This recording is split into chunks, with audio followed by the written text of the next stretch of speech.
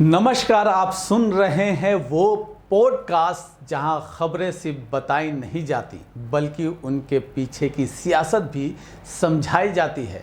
बिहार एक ऐसा राज्य जहां राजनीति कभी स्थिर नहीं रहती, जहां हर दिन, हर बयान और हर मुलाकात किसी बड़े बदलाव का संकेत हो सकती है। और आज हम बात कर रहे हैं एक ऐसी ही मुलाकात की जिसने सियासी गलियारों में हलचल मचा दी है। एक तरफ नीतीश कुमार बिहार के मुख्यमंत्री जो अपनी सियासी चालों के लिए जाने जाते हैं, और दूसरी तरफ फैसल रहमान राष्ट्रीय जनता दल के विधायक जो इन दिनों अपनी ही पार्टी के लिए पहेली बने हुए हैं। ढाका से राजद के विधायक फैसल रहमान के मुख्यमंत्री से मुलाकात के बाद अलग अलग अटकलें लगाई जा रही हैं। फैसल रहमान ने अपने फेसबुक पेज पर इस मुलाकात की कुछ तस्वीरें शेयर की हैं। राजद विधायक ने लिखा, ढाका क्षेत्र के सर्वांगीण विकास को लेकर आज बिहार के माननीय मुख्यमंत्री नीतीश कुमार जी से शिष्टाचार भेंट की। इस दौरान क्षेत्र के विकास के लिए सड़क, स्वास्थ्य, शिक्षा, सिंचाई और बुनियादी सुविधाओं से जुड़ी महत्वपूर्ण योजनाओं पर विस्तार से चर्चा की गई। अब सवाल ये है, आखिर ये मुलाकात सिर्फ एक औपचारिकता थी या फिर इसके पीछे छुपी है कोई बड़ी सियासी कहानी? चलिए शुरुआत से समझते हैं। पहला सवाल, एक मुलाकात कई मायने। जी हाँ, ढाका से विधायक फैसल रहमान जो राष्ट्रीय जनता दल से आते हैं, उन्होंने हाल ही में मुख्यमंत्री नीतीश कुमार से मुलाकात की। मुलाकात के बाद उन्होंने खुद अपने फेसबुक पेज पर तस्वीरें शेयर की। कैप्शन में लिखा, ढाका क्षेत्र के विकास को लेकर शिष्टाचार भेंट, सड़क, स्वास्थ्य, शिक्षा, सिंचाई, हर मुद्दे पर चर्चा और मुख्यमंत्री की ओर से सकारात्मक आश्वासन सुनने में सब कुछ बिल्कुल सामान्य लगता है। लेकिन राजनीति में कुछ भी इतना सीधा नहीं होता। शिष्टाचार भेंट अक्सर सियासी भाषा का वो शब्द होता है जो असली कहानी को छुपा लेता है। दूसरा सवाल, बागी तेवर और बढ़ती दूरी। अब जरा फैसल रहमान के हालिया राजनीतिक आचरण पर नज़र डालिए। वो लंबे समय से पार्टी लाइन से हटकर चलते नजर आ रहे हैं, और सबसे बड़ा मामला सामने आया राज्यसभा चुनाव के दौरान, जब हर वोट बेहद कीमती था तब फैसल रहमान ने वोट ही नहीं डाला। जी हाँ, एक ऐसा फैसला जिसने तेजस्वी यादव की रणनीति को बड़ा झटका दिया।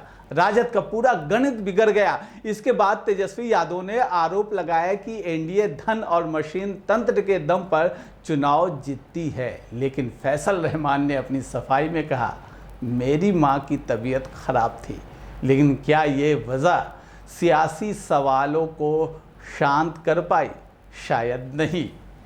तीसरा सवाल, मुलाकात के संकेत क्या हैं? अब वापस आते हैं उस मुलाकात पर। एक बागी विधायक और एक मुख्यमंत्री के बीच मुलाकात, क्या यह सिर्फ विकास की चर्चा थी या फिर सियासी समीकरण बदलने की शुरुआत? बिहार की राजनीति में ऐसी मुलाकातें अक्सर संकेत देती हैं, या तो बदलाव बनाने का खेल या फिर पाला बदलने की तैयारी। और अब सियासी गलियारों में ये चर्चा है, क्या फैसल रहमान आने वाले दिनों में राष्ट्रीय जनता दल का साथ छोड़ सकते हैं? क्या वो नीतीश कुमार के खेमे में जा सकते हैं? अभी कुछ भी साफ नहीं है, लेकिन संकेत लगातार मिल रहे हैं। चौथा सवाल क्या है? एक और ट्विस्ट अभी बाकी है। कहानी में एक और दिलचस्प मोड़ है। हाल ही में बिहार विधानसभा की 20 कमेटियों का गठन हुआ और उसमें फैसल रहमान को भी शामिल किया गया। उन्हें गैर सरकारी विधायक एवं संकल्प समिति का चेयरमैन बनाया गया। यानी एक तरफ पार्टी उन्हें जिम्मेदारी दे रही है और दूसरी तरफ उनके कदम पार्टी के लिए परेशानी बन रहे हैं। और सिर्फ यही नहीं, कांग्रेस के बागी नेता मनोहर सिंह को भी एक अहम समिति का सभापति बनाया गया है। क्या ये महज संयोग है या फिर बिहार की राजनीति में बागियों की नई भूमिका तय हो रही है? अब पांचवा सवाल, बिहार की सियासत हमेशा बदलती रहती है। बिहार की राजनीति हमेशा से ही गठबंधन, टूट फूट और नए समीकरणों की राजनीति रही है। यहाँ आज का विरोधी कल का साथी बन सकता है और आज का साथी कल विरोधी। ऐसे में फैसल रहमान की ये मुलाकात एक छोटा कदम नहीं बल्कि एक संभावित बड़े बदलाव का संकेत हो सकती है। और अब सबसे अंतिम सवाल, अब यहाँ से आगे क्या होगा? तो अब सवाल ये है, क्या ये सिर्फ एक औपचारिक मुलाकात थी या फिर बिहार में एक नए सियासी खेल की शुरुआत हो रही है?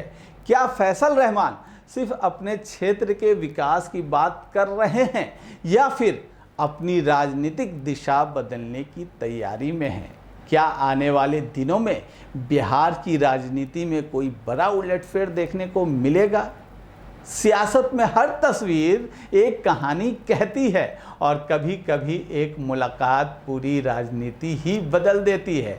तो बस वक्त का इंतज़ार कीजिए, अभी बहुत कुछ बदलने वाला है। आप सुन रहे थे एक ऐसी कहानी जो अभी अधूरी है, क्योंकि इसका अगला अध्याय अभी लिखा जाना बाकी है। फिर मिलेंगे एक और बड़ी खबर और उसके पीछे छुपी सियासत के साथ। तब तक सवाल पूछते रहिए और खबरों के पीछे की खबर समझते रहिए। अगर आपको हमारा ये वीडियो पसंद आया हो तो इसे शेयर कीजिए और अपनी राय कमेंट बॉक्स में ज़रूर बताएं। जब तक देखते रहिए आप NBC 24 न्यूज़।